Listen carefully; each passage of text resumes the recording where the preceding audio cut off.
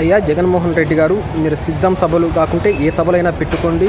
10 లక్షలు కాదు 50 లక్షల మందితో అయినా మీరు సభలు పెట్టుకునే వెసులుబాటు మీకుంది. అది మీ హక్కు, రాజ్యాంగం మీకు కల్పించిన హక్కు.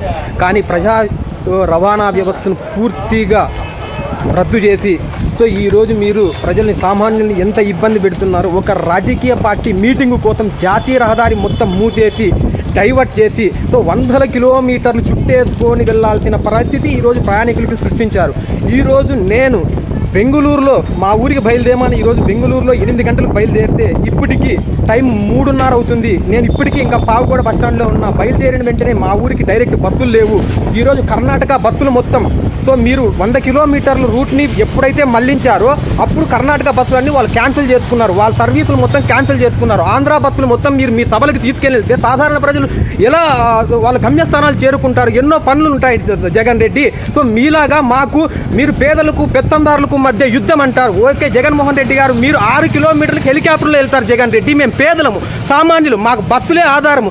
ఈరోజు మీరు బస్సులు మొత్తం మీరు మీ సభలకి తీసుకెళ్తే మేము ఎలా వెళ్తాం ఇళ్ళకి?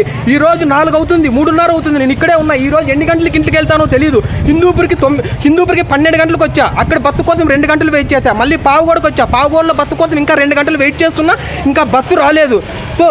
మీరు ప్రజా రవాణా వ్యవస్థని పూర్తిగా మీ ఆధీనంలోకి తీసుకొని మీ రాజకీయ పార్టీ మీటింగ్ కోసం, మీ వ్యక్తిగత మీటింగ్ కోసం, మీ ఎన్నికల ప్రచార మీటింగ్ కోసం దాదాపు రాష్ట్రంలోని 6 నుంచి 7 వేల ఆర్టీసీ బస్సులు మీ సభలకు తరలించి సామాన్య ప్రజలను ఎంత ఇబ్బందులకు గురి చేస్తున్నారు ఈరోజు.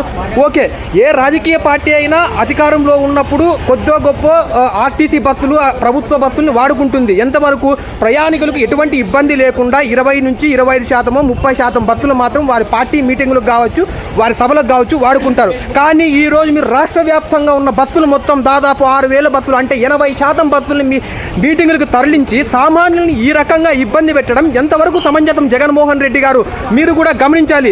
మీరు ఈ ఎన్నికల్లో ఓటమి తప్పదు. అందుకే ఈ జనబలాన్ని నిరూపించుకొని జనాల్ని తోలి బస్సులతో మేమేదో అద్భుతము, మా సభలకు జనాలు వస్తున్నారని మీరు చూపించుకోవడానికి కర్ణాటక నుంచి మనుషులను తోలి అండ్ ఆంధ్ర నుంచి మనుషులను తోలి మొత్తం వ్యవస్థను మొత్తం అష్టదిగ్బంధనం చేసేసి మీరు మొత్తం మీ సభలకి ఈ విధంగా జనాల్ని పిలుచుకురావడం ఎంతవరకు సమంజసం? మీరు పెట్టుకోండి, మీ సొంత ప్రైవేట్ వాహనాలు పెట్టుకోండి, మీ కార్లు పెట్టుకోండి.